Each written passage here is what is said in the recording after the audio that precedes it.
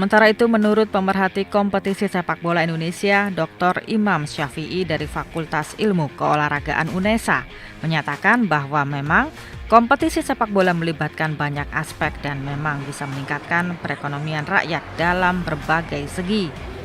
Dalam masa pandemi COVID-19 ini perlu langkah ekstraordinari supaya perekrutan dan pembinaan atlet sepak bola juga bisa terus berjalan. Soal pihak Persebaya yang masih ragu-ragu, Persebaya seharusnya juga harus melihat suara mayoritas klub lainnya. Pelaksanaan kompetisi sepak bola tetap bisa dilakukan tentunya sesuai dengan standar protokol kesehatan FIFA. Jadi kalau kita berbicara kompetisi, itu kan banyak aspek yang terlibat di dalamnya ya.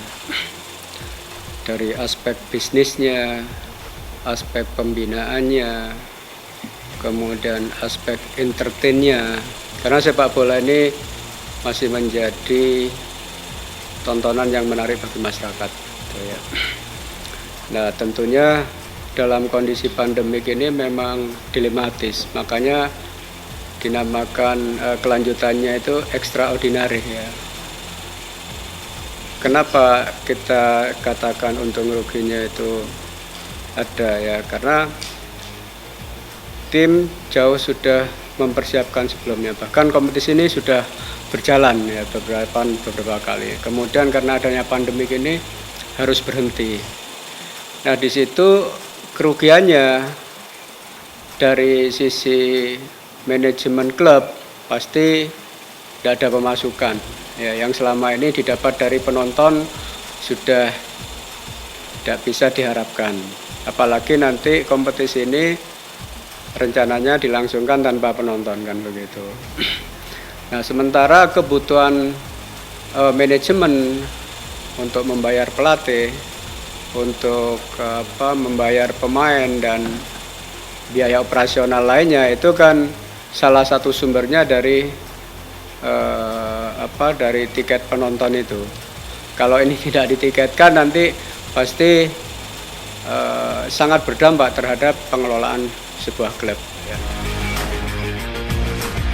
Lebih lanjut, kompetisi Liga 1 Indonesia ini juga bisa menjadi uji coba persiapan Indonesia menghadapi Piala Dunia U20 tahun 2021 mendatang. Jika kompetisi Liga 1 sukses dilakukan dengan penerapan protokol kesehatan COVID-19 yang ketat, maka Indonesia bisa menjadi tuan rumah Piala Dunia U20 dan siap untuk menyambut para tamu peserta Piala Dunia dari berbagai dunia. Apalagi saat ini di Stadion Gelora Bung Tomo Surabaya juga sudah dilakukan pembenahan.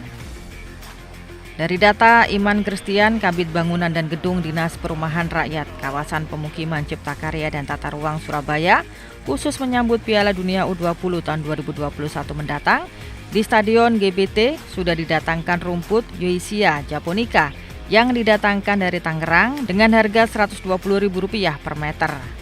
Harga tersebut termasuk media tanam dan pemasangannya. Rumput tersebut termasuk rumput lokal namun sudah sesuai dengan standar yang diinginkan FIFA. Total anggaran untuk rumput ini mencapai Rp1 miliar. Sementara itu di Gelora 10 November Tambak Sari Surabaya yang rencananya dijadikan lapangan latihan saat Piala Dunia U20 sudah selesai dipasang rumput baru dari jenis yang sama. Sejak akhir Juli 2020 lalu hingga saat ini masih dalam proses penumbuhan.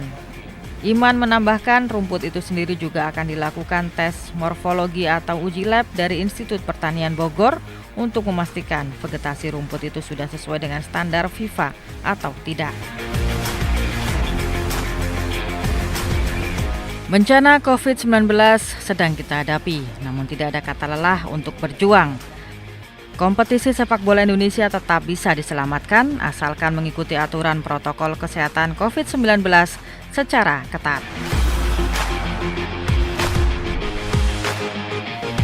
Saya sepakat tetap dilanjutkan. Ya, jadi karena ya memang resiko tadi itu biaya pengelolaan memang sedikit terkendala karena tadi tidak ada penonton juga.